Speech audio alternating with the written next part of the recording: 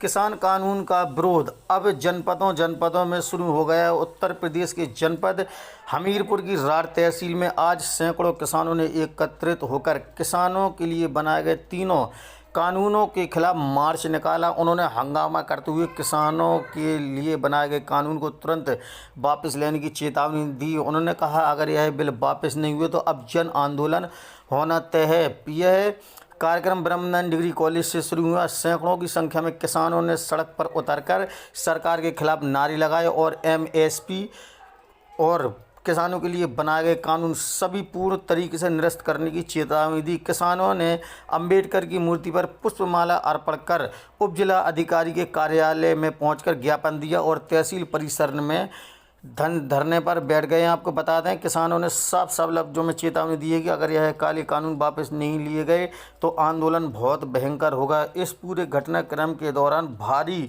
मात्रा में police force मौजूद रही और चप्पे चप्पे की नज़र पुलिस ने बनाए रखी। आइए देखते हैं मोहम्मद मुख्तार के साथ यह खास रिपोर्ट।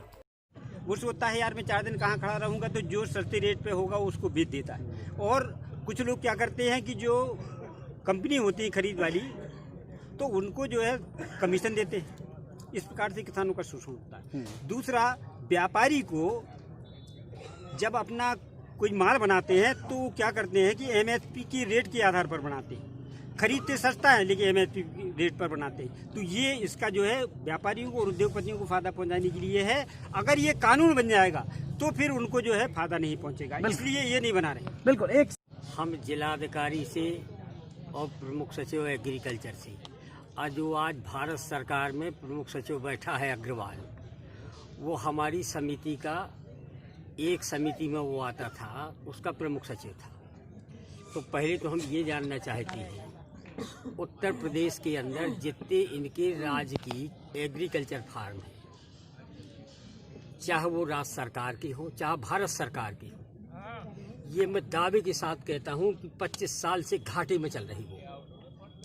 जहाँ सही समय पे खाद बीज सारी जुताई बखराई, पानी के लिए ट्यूबवेल, कीटनाशक दवाइयाँ, कृषि वैज्ञानिक, फिर 25 साल से इन सरकारों को क्यों नहीं पता चल रहा कि हमारे एग्रीकल्चर फार्म। 2 ही प्रदेश ऐसे हैं जो एमएसपी पे खरीदता है किसान 95%। आपका नंबर 1 पे पंजाब, दूसरे नंबर पे हरियाणा, और पूरे भारत का जो किसान है एमएसपी पे मात्र 6% किसान ही बेच पाता है।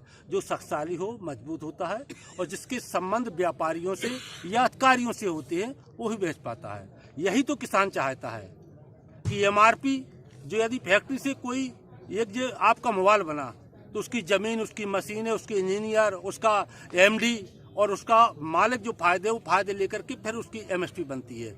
उसी प्रकार से एमएसपी हमारी बनना चाहिए कि किसान खेती करता है, डीजल खर्च करता है, मेहनत खर्च करता है, मजदूरी उसमें काम करता है, तो उसका कितनी कॉस्ट हुई उस एमएसपी पे ही बिकेगा। उसी के लिए हम आज आंदोलन कर रहे हैं, चाहे हमारे दिल्ली को घेरे किसान हो। और जो भारतीय किसान यूनियन सबसे पहले तो ये है कि जो कानून बिल है, जैसे इन्होंने, हम चाहते हैं कि जो भी मान लो घर का मुखिया होता है तो बहुत अच्छा काम करता है घर के, मान लो इस तरह से हम कहते हैं इन्होंने खूब अच्छा कानून बनाया। प्रधानमंत्री, हम नहीं कहते हैं गलत कानून बनाया। अगर वो हमको पसंद नहीं है तो हम कहते हैं वापस लो। जिस तरह से हम घर के, हम मुखिया होते हैं घर के, अगर हम बाजार जाते हैं तो अपने बच्चों को कपड़े ले आते हैं, अपनी बीवी को कपड़े ले आते हैं। अगर हमारे बच्चों को कपड़े पसंद तो हम वापस करते हैं कि नहीं करते हैं? उसको कहते हैं जाइए अपने मन के कपड़े ले आओ। इसी तरह से अगर इन्होंने कानून बनाया है तो जो वापस करो। हमारे जो मुख्य मांग है, स्वामीनाथन की रिपोर्ट इनको लागू करना चाहिए, जो हम 1955 से मांग कर रहे हैं। आज तक इन्होंने वो रिपोर्ट क्यों नहीं लागू की? इन्होंने जो अलग से ये कानून क्यों बनाया? और फिर ये कोरोना काल में इन्होंने हमको मालूम इस तरह से किया है, जिस तरह से हमको ये भिखारी बना रहे हैं। अरे हम पूरे देश को खिलाते हैं, हम पूरे देश के राजा हैं, मगर इनको हमसे सलाह लेकर के कोई कानून बनाना था। और हमारी अगर जो चीज हमें ना चाहिए तो ये हम कुछ क्यों जरूरत? सर, सबसे बड़ी जो एकाध कार मार्केट में हो जाएगा, जो असीमित भंडारण का जो कानून बना है, एसेंशियल कमोडिटी है 1955। तो उसमें क्या है कि जब असीमित भंडारण का अधिकार किसी को मिल जाएगा तो वो एकाध कार हो जाता है। जैसे अभी जियो की सिम देखी आपने, जियो ने क्या किया कि पहले फ्री बांट दिया, एयरटेल हो गया, बीएसएनएल हो गया, सब बैठ गया। फिर क्या करते हैं वो अपने अनुसार फिर रेट तय करते हैं।